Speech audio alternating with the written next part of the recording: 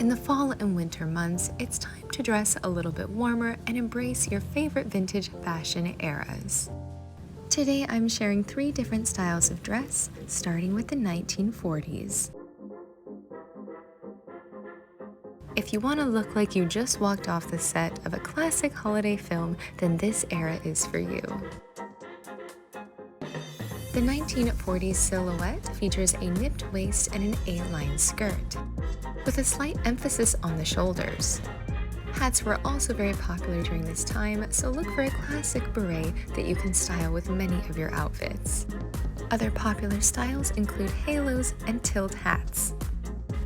Knitwear is a great option for fall and winter 1940s styles, like this vintage reproduction knit by Memory Footwear.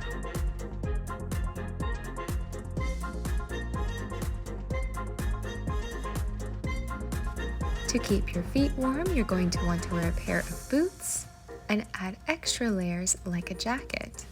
This reproduction style is from Freddy's of Pinewood and fastens at the waist with its own little belt. Unlike the bright colors of summer and spring, this outfit features more muted and deep tones. While I typically wouldn't wear blue and red together, the plaid pattern features both a light blue and the burgundy color, so it allows the outfit to look more seamless. Plaid or check prints in varying colors work great for fall and winter, as they are often in a wool fabric and a little bit warmer. Alternatively, similar styles could include two-piece suits, but I felt like this variation was a bit more casual and better for everyday wear.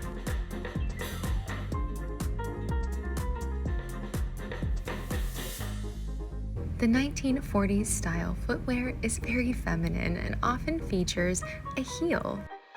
These black boots by Memory Footwear are lined with a faux fur and tie up the front with laces. They're very comfortable, warm, and you can also wear them with your favorite tights or stockings. The 1940s era of fashion is truly one of my favorites. It's so feminine, unique, and often very flattering.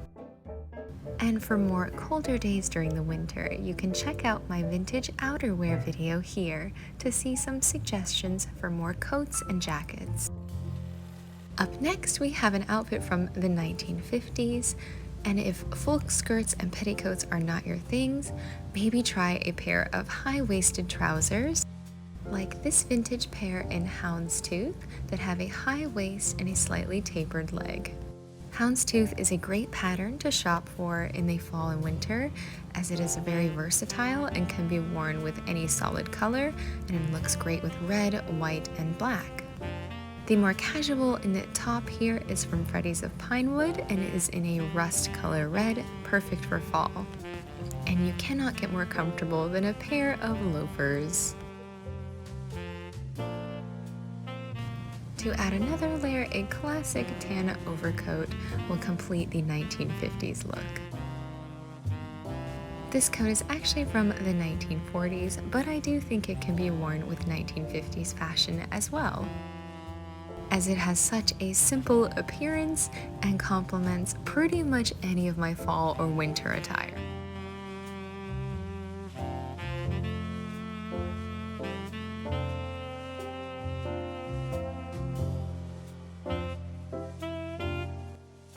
Once again, a classic beret can be added to keep your head warm if it's cold or windy outside. And I have a tan color or camel color beret to match the outerwear. Typically, when it comes to accessories and outerwear, I do like the shoes and hat to match, and it is also nice when your coat and hat can match too.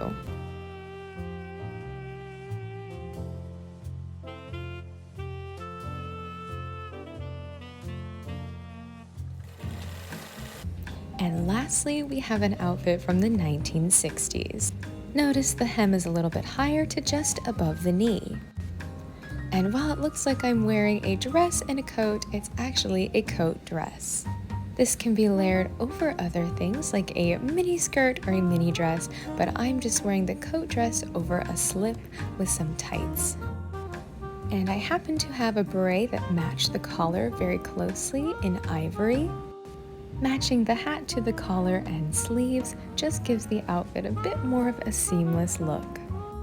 The knit dress is made out of wool and buttons completely down the front, so it can also be worn as a coat, which I have done recently with the houndstooth trousers worn in the 1950s ensemble. A Mary Jane heel is a great option for 1960s fashion. Look for a square toe and a square heel. The pair that I currently have is in tan, but I am on the hunt for some ivory ones.